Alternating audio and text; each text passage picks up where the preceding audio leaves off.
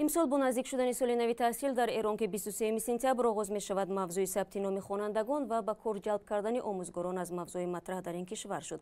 برای روشنی انداختن به این موضوع ما صحبت داریم با همکارمان رویا کریمی مجد از بخش فردای رادیو آزادی. خانم رویا خوش آمدید. و تا جای معلوم شد فعلا برای ثبت نام فرزندان پناهجویان افغان و مکاتب ایران مشکل پیش آمده است. سبب چیست؟ یکی از مهمترین مسائلی که در ثبت نام پناهجویان افغان، فرزندان پناهجویان افغان در مدارس ایرانی وجود داره این هستش که اونها برای ثبت نام حتما باید مدارک اقامت رسمی در ایران رو داشته باشن. نکته ای که به نظر میرسه بچه‌های زیادی از خانواده‌های افغان ندارن و در سالهای گذشته این مسئله برای اولین بار مطرح شد. NGO-های ایرانی، گروه‌های مدنی ایرانی فعالیت زیادی رو روی این موضوع آغاز کردن و حتی گروه‌هایی حاضر شدن که کلاس‌های درسی رو برای بچه‌های افغانی که مدارس رسمی ایران اونها رو قبول نمی‌کنن تشکیل بدن.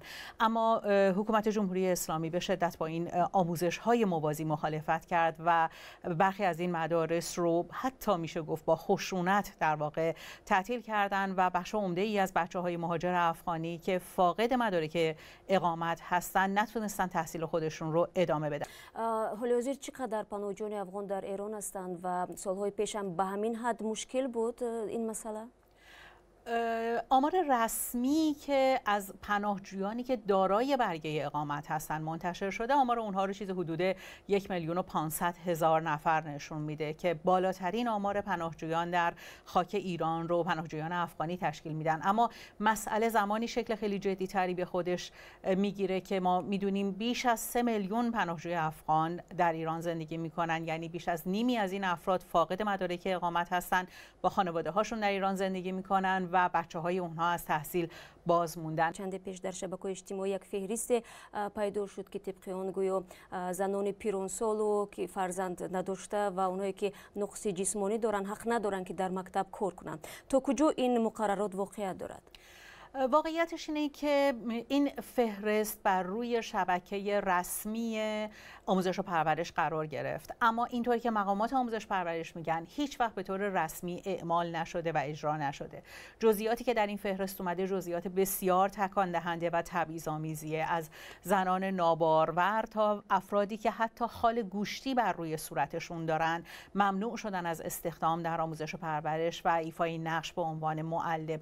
جزئیات بسیار جزئی و بعضی اوقات غیر ضروری هست، از لکه‌های سالک بر روی صورت گرفته تا بیماری سر، اعتیاد به سیگار و قلیان و حتی فردی که لهجه غلیظی داشته باشه، به لهجه یکی از قومیت‌ها صحبت بکنه، اجازه ایفای نقش به عنوان معلم رو بهش ندادن. مطرح شدن این فهرست در شبکه‌های اجتماعی موج بسیار گسترده‌ای رو ایجاد کرد در توییتر، فیسبوک و همینطور شبکه تلگرام که خیلی پر مخاطب هست در ایران، طوری که معاون حقوقی رئیس جمهور خانم شاهین دختر مولاوردی واکنش نشون داد و گفت حتما اون رو پیگیری میکنه و واقعا میشه گفت در کمترین زمان ممکن، یعنی در فاصله 3 روز، فهرست از روی وبسایت رسمی آموزش و پرورش برداشته شد و مقررات جدیدی که هیچ کدوم از این موارد در اونها لحاظ نشده بود بر روی این وبسایت به عنوان شرایط استخدام معلم اعلام شد.